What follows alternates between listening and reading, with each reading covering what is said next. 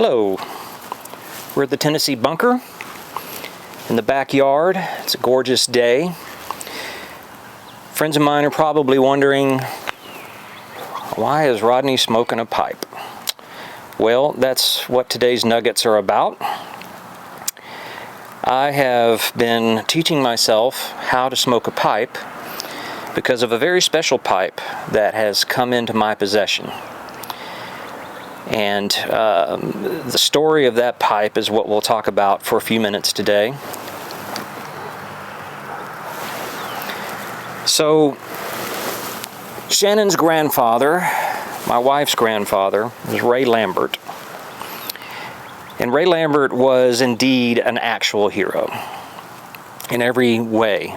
You know, we use that word a lot these days to describe all kinds of people, but this man truly was the real thing, an actual hero. And he wrote his memoirs, and there's a part of those memoirs that discusses a very special pipe that came into his possession. Now, how that came to be in his memoir is a story in and of itself, which I'll tell very briefly. In October of 2018, there was going to be a dedication of a monument to medics, specifically medics on D-Day. And Papa, as we called Ray Lambert, in our family, we called him Papa, and that's how I'll refer to him for the rest of our time together here. Papa was in the first wave of D-Day as a medic. And there was this big blob of concrete at Omaha Beach. And it was where the Germans dumped concrete from when they made their enforcements up in the cliffs above. And at low tide, that big chunk of concrete was sitting out there an otherwise flat beach. And that is where Papa brought his injured soldiers in D-Day, and he was injured himself. And the day they dedicated that, I handed my camera to a gentleman who was there and asked him to take a picture. And this is the picture that he took. And it turned out that that man was Jim DeFelice, author of American Sniper. And Jim DeFelice helped Papa write his memoirs, Every Man a Hero. And as he was working on this, he reached out to several of us and asked us if we had any recordings of Papa talking about things. And I mentioned, has he told you about the pipe? And Jim said, what pipe? I don't know what pipe you're talking about. Pardon me while I take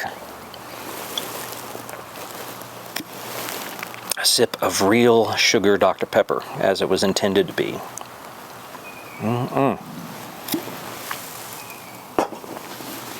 So I had a recording of Papa talking about the pipe, which I'll play a little bit of here in a moment, and sent it to Jim, and it is now in the book, Every Man a Hero.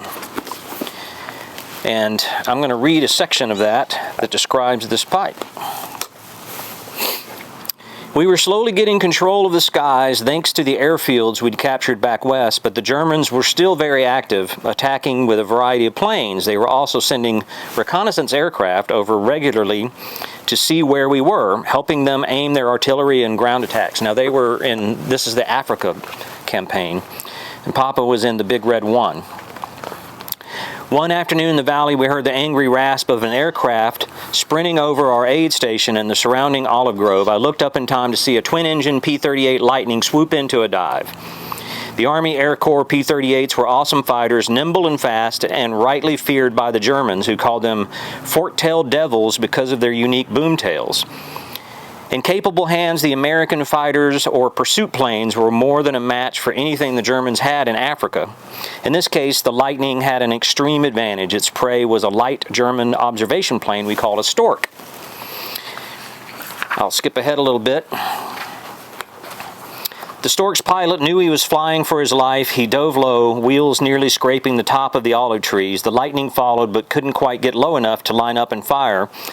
The Stork banked hard and the lightning flew by, cutting speed and twisting back behind its target. Again and again, the two planes pirouetted above us. For quite a while, the German managed to turn or dive or jerk upward a split second before the P-38 pilot could fire. Then his luck or skill ran short. A quick burst hit the German and the Stork crashed 100 yards away, maybe closer. The lightning roared off and the air was suddenly quiet again. I ran for the plane. Now that it was down, the pilot was no longer an enemy. He was just a man who needed help. Though shot down and mangled in the landing, the plane was intact enough that I could get to the door at the side and pull it open. Blood was everywhere. The pilot had been hit by the lightning's bullets or some shrapnel and probably broke some bones in the landing, but he was still alive. He looked at me dazed but awake. Worried that the plane would explode any second, I reached in to grab him and haul him out. Quite a scene. He started talking, extending his hand toward me. There was something in his hand. I jerked back, then realized it was too small for a gun. It was a small tobacco pipe. He seemed to be pleading with me to take it. Was it a reward for helping him, a bequest for someone? He kept talking in German. I finally took the pipe. Before I could make sense of anything, before I could ask, even in English, what he wanted me to do with it, he slumped down dead. I stuck the pipe in my pocket and walked away. There was nothing more I could do for the man in the plane. He was back to being an enemy. So if we skip forward in the timeline, when Papa stormed Normandy on D-Day, the only possession that he had gathered during his battles was the pipe. Everything else he put in a duffel bag, and the duffel bag was in his Jeep. The Jeep was on a transport ship, and the transport ship went to the bottom of the English Channel. But he stormed Normandy with that pipe in his pocket. And when he awoke on a hospital ship, the pipe was still in his pocket. And that pipe is now in my possession. After he passed away at 100 years old, I found out that he wanted me to have the pipe, and it's a meerschaum pipe.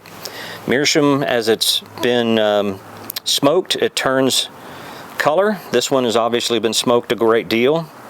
It has 1876 on it and a symbol of a horse.